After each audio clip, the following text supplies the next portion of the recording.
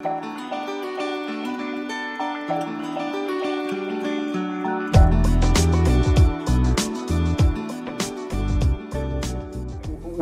is an epidemic in the United States. I mean, everybody is on the dole. I'm talking about farmers in the United States. We have aid to dependent farmer programs. We have aid to dependent motorcycle companies, aid to dependent banks. And matter of fact, I would guess that out of our budget, we have a $1 trillion federal budget. That includes the above-ground government. There's a lot of underground government, so we don't know quite what it is, the so-called off-budget expenditures. That only, in my opinion, only $400 billion goes towards legitimate government functions. The rest of it is an activity which is illegitimate for government. That is the confiscation of one American's property and giving it to another American. And we have many, many programs. I mean, Social Security, we spend over $300 billion in welfare for the elderly. And the welfare for the poor, I doubt whether it's,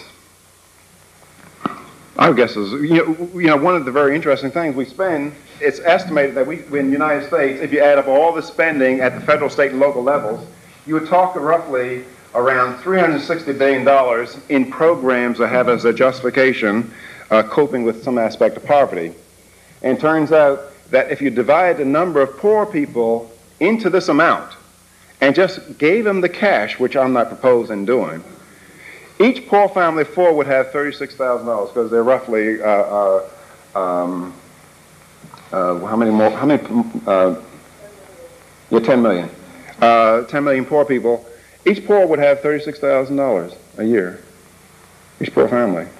And Gordon Tullock, according to his estimates, he would say $48,000 a year. If you look at his book, The Economics of Income Redistribution. And so what I'm suggesting is that poor people are being used as cannon fodder to conceal, or stalking horses to conceal the income objectives of other people.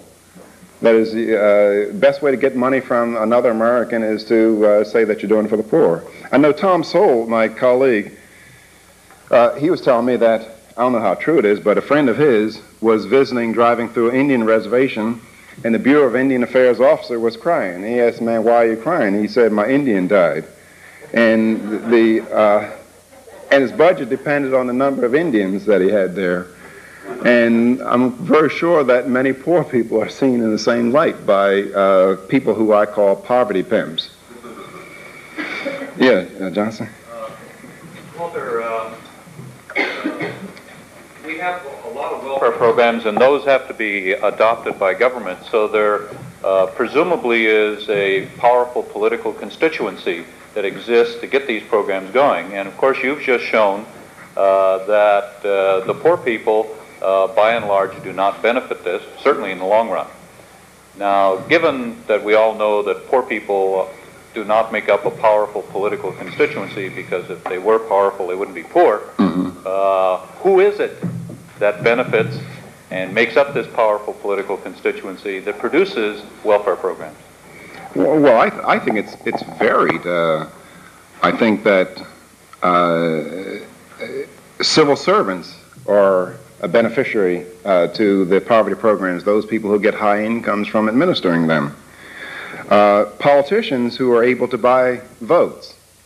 And then, but I would say maybe the primary beneficiary are middle-class Americans.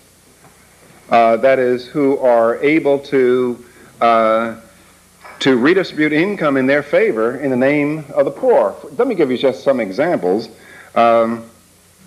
I have escaped the slums of North Philadelphia, and I live in a very high-income suburb of Philadelphia, along the mainline suburbs.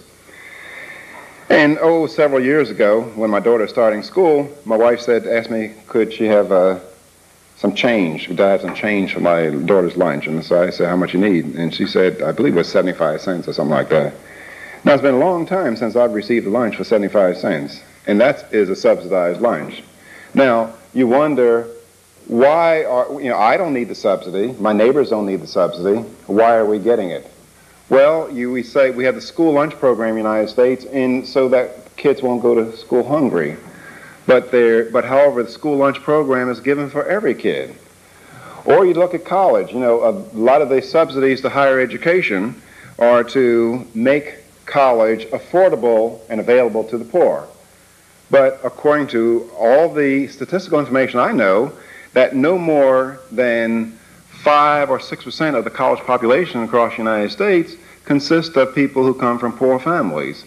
The major beneficiaries of the income program are middle class and upper class kids. Or you look at the farm program, the justification for the massive subsidies to American farmers from the government is to help the poor family farmer. And according to Richard Rahn at the Chamber of Commerce, he estimates that over 60% of all the farm subsidies go to farmers who have operating incomes over $200,000, which, operating profits over $200,000. And that hardly qualifies as poor. And matter of fact, the farm subsidy program probably works to the disadvantage of poor family farms.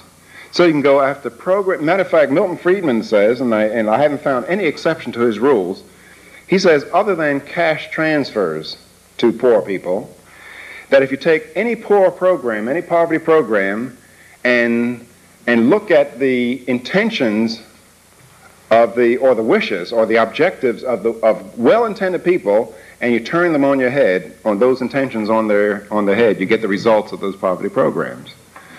And I can't think of too many exceptions of any government poverty programs. So there's a mass of people who benefit from this.